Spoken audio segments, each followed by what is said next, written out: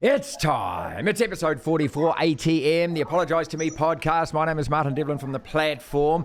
Mark Watson joins me, international commentator, broadcaster, talkback host, man of much opinion. Watto, welcome back.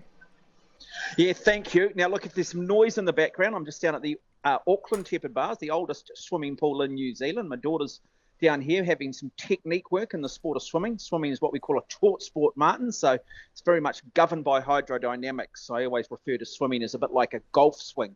You can play all the golf in the world you want, but unless you've got a good swing, you're not going to shoot a low score, and swimming's the same. Unless you've got good technique, I can make you swim fit, but I can't make you swim fast. Well, we all learned swimming when we were kids, mate. Isn't that what, the nuns used to throw us in the freezing pool out by the convent there as kids, and we all learned how to swim? I mean, that was just one of the basics. You went to school, you learned how to swim, right? Yeah, not the case these days, though, is it? A lot of schools shut down. Less and less people seem to be competent. And, how many drownings do we see over the summer these days in rivers and oceans? And, yeah, it's what my kids are about. We live out at Muriwai, so it's not so much about trying to get my kids to be competitive, but they are sort of slowly moving into that area. It's more just so that I know that when they're 13, 14, 15, they're really capable, really confident and big surf at Muriwai. Because if you can handle that, you can handle any ocean conditions in the world. Apologise to me! Cry babies, Watto, cry babies. I love the big back page on the West Australian newspaper with Ben Stokes in a diaper and with a dummy in his mouth. And the English Prime Minister, no less, has even stepped into it and said the Aussies were cheats and they don't play cricket in the right spirit. Oh, look, I don't think the Aussies do play cricket in the right spirit, but when has there been the spirit of the game? I mean, look, I think there used to be a thing called the spirit of the game, and I still like to think that it still exists, but when the Chappells came into Australian cricket in the 1970s, the spirit of cricket just disappeared. They're great hypocrites, aren't they, the Australians? Look, what they did on that final day was what I always describe as being sort of legally correct, but sort of morally corrupt. I don't think it was a good look. I think Bairstow, yes, he was wrong in stepping outside of his crease, but both umpires had sort of created the intention that they were sort of going to, walk away and change their positions, and he had marked his crease.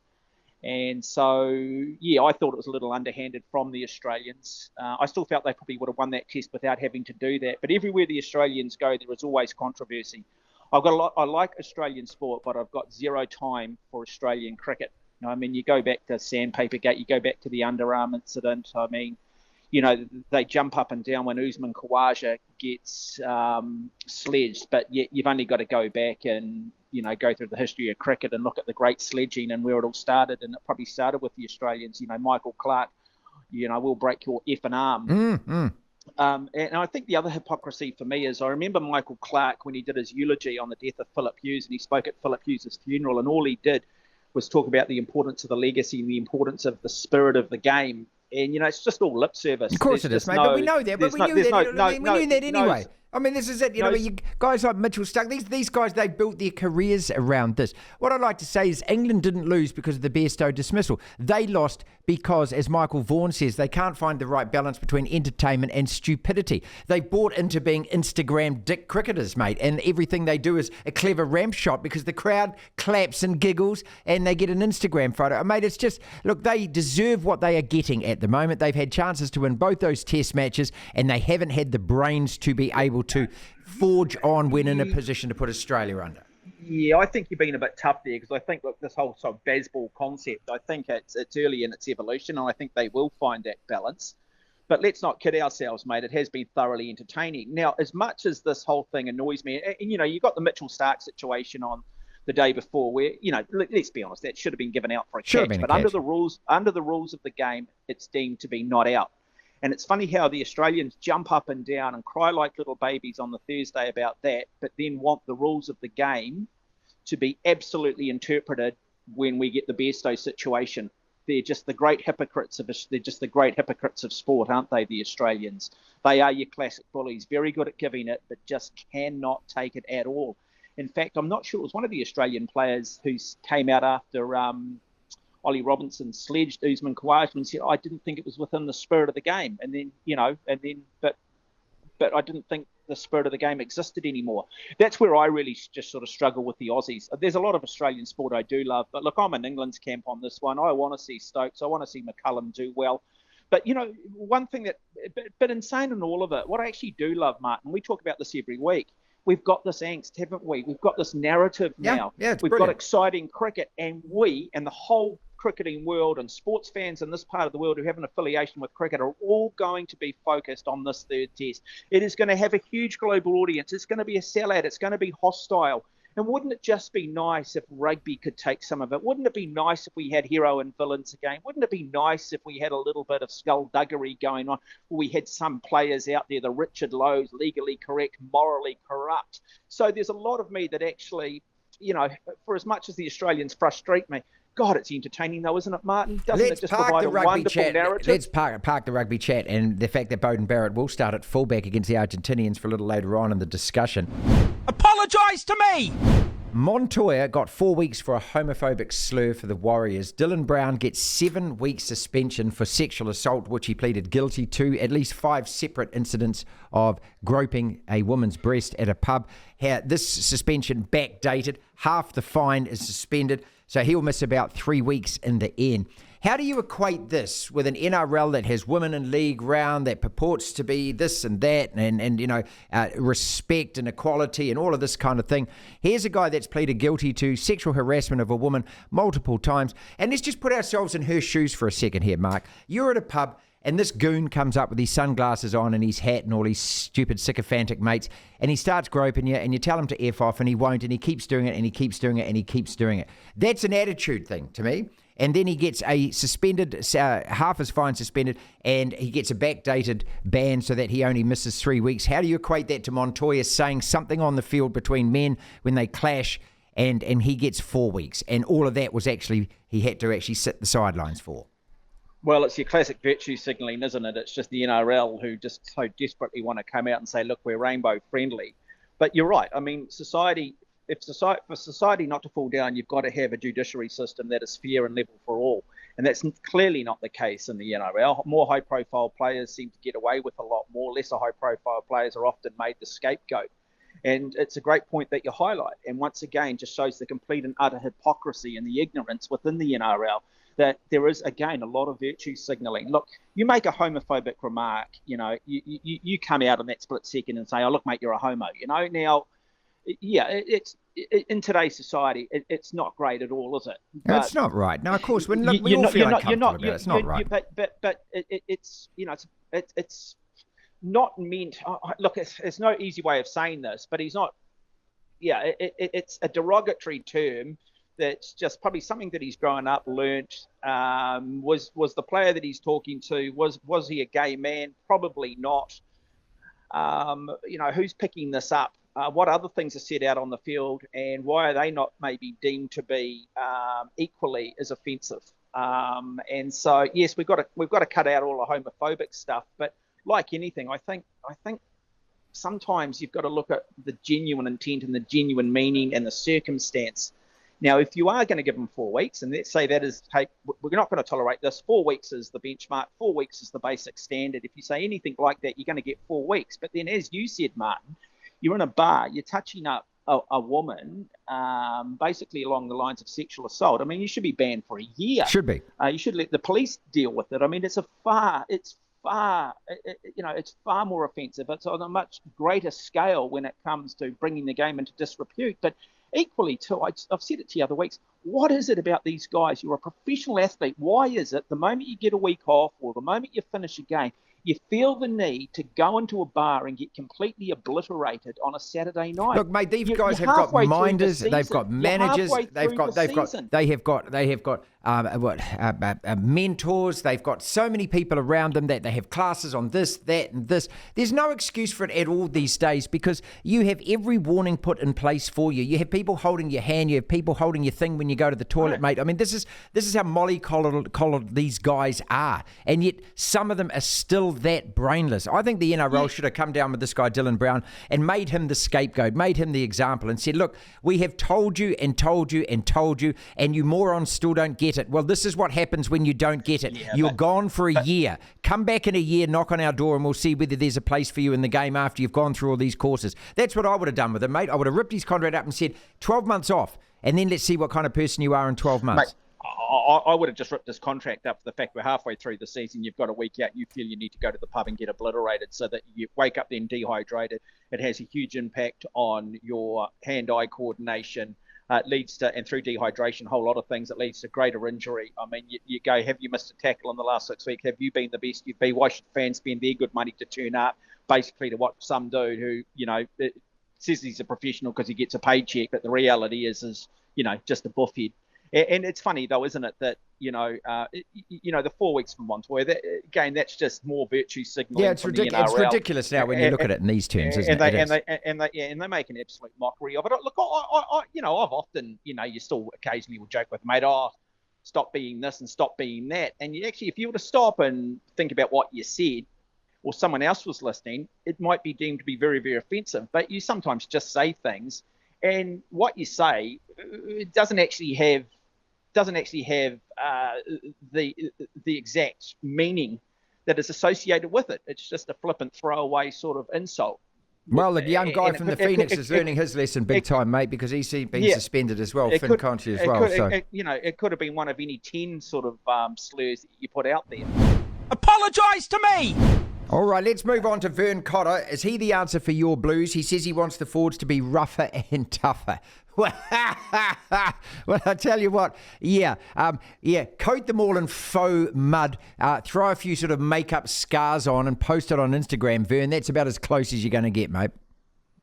Well, you're not going to make the forwards tougher and tougher if you continue with the current crop of players we've got. It's all very well wanting that, but you've actually got to find the players that actually have the mechanics, actually have the makeup to play that way. I keep saying, I say it every week, you can't turn donkeys into thoroughbreds, mate. I think it's still, again, I go back to what you just said earlier, Martin. I just think part of the biggest problem, and I know some teams are okay in that environment, the Crusaders clearly just have it right, but they're just so over-resourced, these players now. There's a coach for everything. There's someone, as you said, carrying their bags, holding their hands, telling them when to eat, telling them that, hey, you've got to get a degree or, you could get injured tomorrow. I mean, just basic things that you would have thought that most kids at 18, 19 or 20 would have a pretty good understanding of by the time they leave school. And, I'll always say this, the greatest thing ingredient any athlete can have is passion and desire. Now, a lot of athletes will talk about that, but the only way you truly test an athlete is put them in a situation of adversity. Yeah. Well, what adverse situation do these Blues players and a lot of New Zealand rugby players find? It was called the semi-final. That was it. No, that was it. They actually had one. No adversity. Look, I would actually go on, and I was arguing with Lachlan about this yesterday. I said, what has improved under Leon McDonald? I said, absolutely nothing. I said, his tenure ended the day of the semi-final, and that Blues side, that was the most pathetic performance they put in probably the whole of his time. What has happened? What has changed in the last 4 years apart from zero?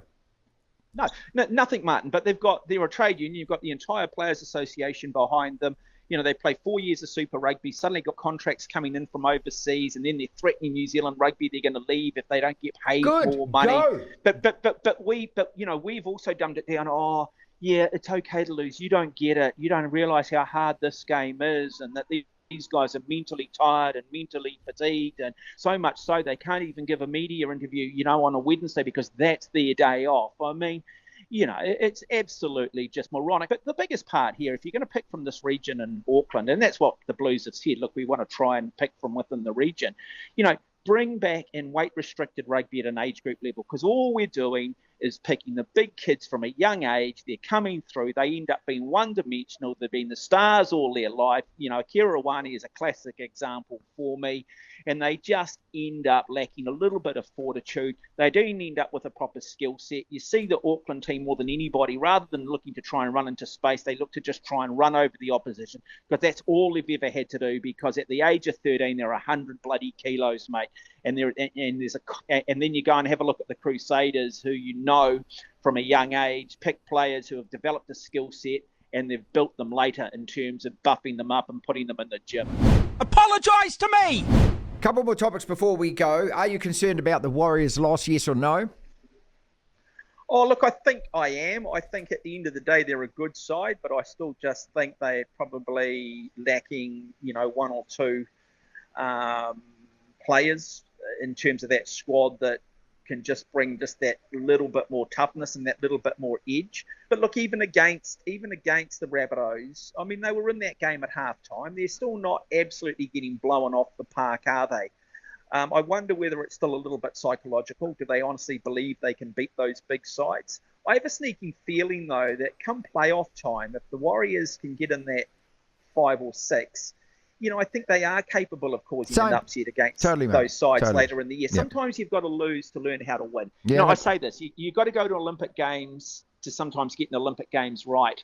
And I think that's that situation. You go out there where you believe, and then you walk off it and go, actually, you know what? We were in that game. We could have won that game, but they didn't. But, I felt going into that, it was always a 50-50, and I thought it was only 50-50 because we had the home advantage. But, look, the test of this side's how they perform in the next 3 weeks. Exactly. How they bounce back from that. Yeah. And then I think we get a really good indication of where this team's at. But, yeah, look, compared to last year, Martin, losing to the Rabbitohs, should we give up on them? Well, I don't think anybody's absolutely to win not, the competition this year, are they? Apologise to me! New Zealand athletes, great guns at the Diamond Meets. Hamish Kerr on the program today. I'm just so proud of these, Zoe Hobbs and Eliza coming back and Tom Walsh. It's just brilliant, isn't it, mate? We say this every time, but I've got nothing other than praise for the fact that New Zealand athletics is in such a great position at the moment. Yeah, no, it's really good.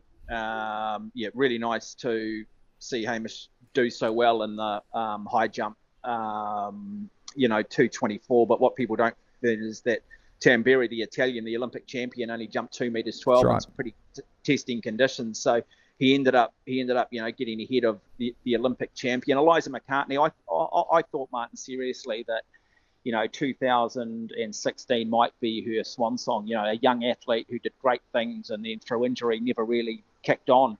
And I'm so delighted that she's now starting to sort of consistently jump 4 meters 70. She is going to need to find another 10 centimetres to sort of genuinely be in medal contention in Paris. But, she's got a year to do that. Zoe Hobbs, it's farcical that she hasn't been able to make other teams previously. But I think part of what Zoe Hobbs is running well, a couple of reasons. I think the plated shoes, the carbon plated shoes across all disciplines, it just made athletes quicker. And we're seeing so many sort of world records being broken at the moment. But the fact is that she's overseas now competing against better runners. Now, anytime you put yourself in an environment where you've got people who are better, you always lift. You're always going to go that little bit faster. And I think that's the case with Zoe, and I think you'll continue to see her improve. And it's just great to see, isn't it, that we've got a world-class female sprinter out there. And Theo Walton, he also ran, he equalled his personal best too of 10.14. And you'd imagine maybe this year he might end up breaking Nikisha's New Zealand record of 10.08. Tom Walsh, plugging away, still, very much a medalist chance in Paris last year. You've got Sam Tanner ran another 3:32, and he's only 23, 24. Scary to think what he could be doing in 4 or 5 years from now. And you put it down to good coaching as well, and then that IP is passed on to the next generation, or that IP is passed on to the next group of coaches, and suddenly you get this succession plan. So, absolutely wonderful. And, a bit like motorsport, Shane Van Gisbergen, I think motorsport's in the best place that it's been forever, other than Formula One. But if you look outside of Formula One, you look at Le Mans, you look at what we do in Indy cars, you look at what happened in NASCAR, you look at what we're doing in supercars, you look at the Porsche series, and we've got drivers everywhere, Earl Bambi, you name them, we've got them.